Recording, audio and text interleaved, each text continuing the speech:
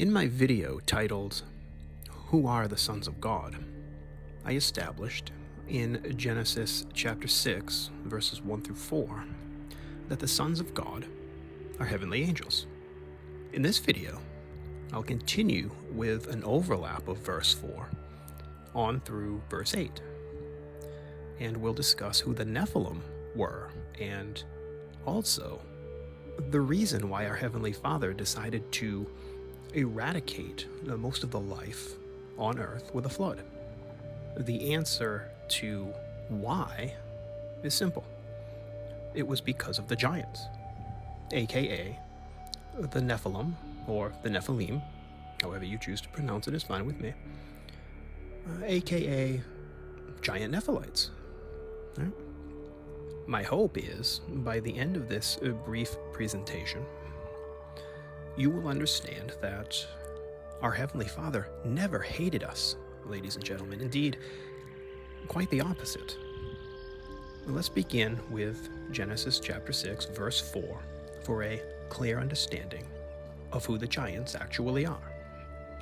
There were giants in the earth in those days, and also after that, when the sons of God came in unto the daughters of men, and they bare children to them. The same became mighty men, which were of old, men of renown. Now let's also read verse 4 from the New Living Translation, because I know that the Old English turned some people off.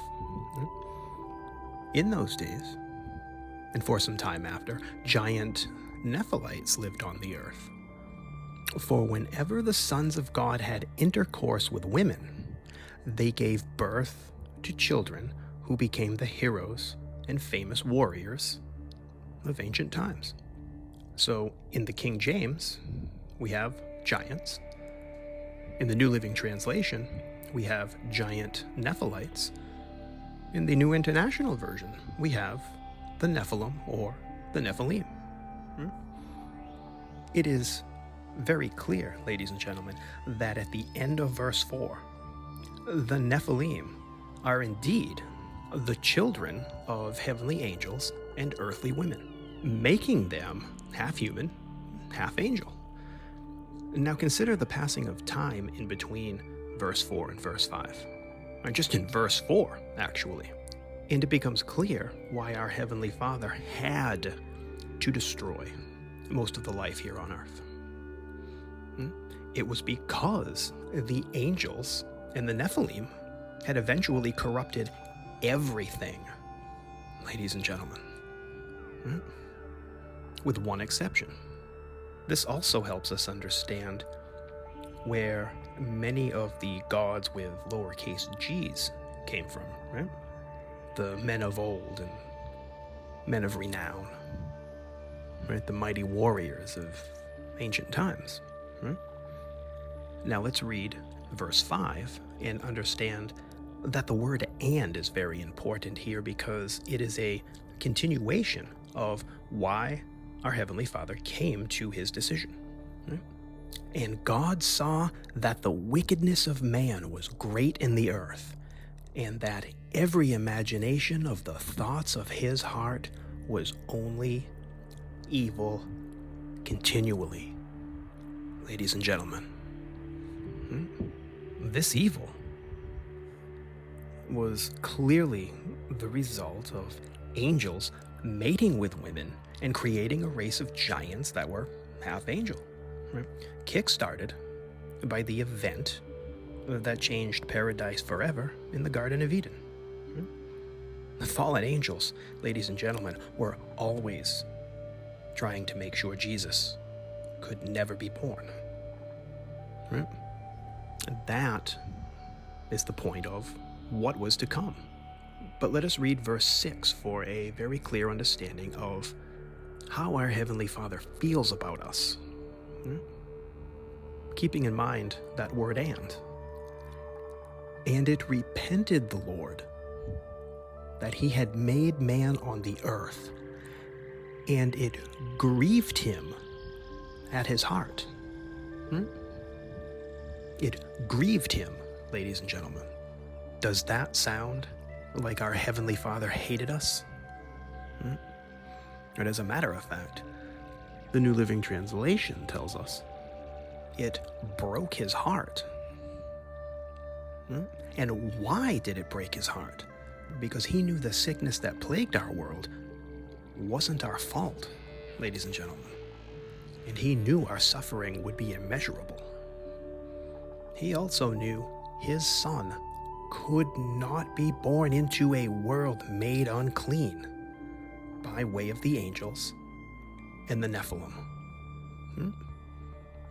So the decision made by our Heavenly Father in chapter 6, verse 7, had to be made, ladies and gentlemen, for the survival of our race. And the Lord said, I will destroy man whom I have created from the face of the earth, both man and beast, and the creeping thing, and the fowls of the air, for it repenteth me that I have made them. Can you imagine a world completely overrun by giants and angels? A world with human beings trying to live side by side with giants, ladies and gentlemen. And can you imagine what those giants, with the power of angels, must have done to the human race and all the other living creatures over the course of generations? It must have been true hell on earth, ladies and gentlemen. The magic at that point in time, which is all science is, it must have been beyond comprehension at that point.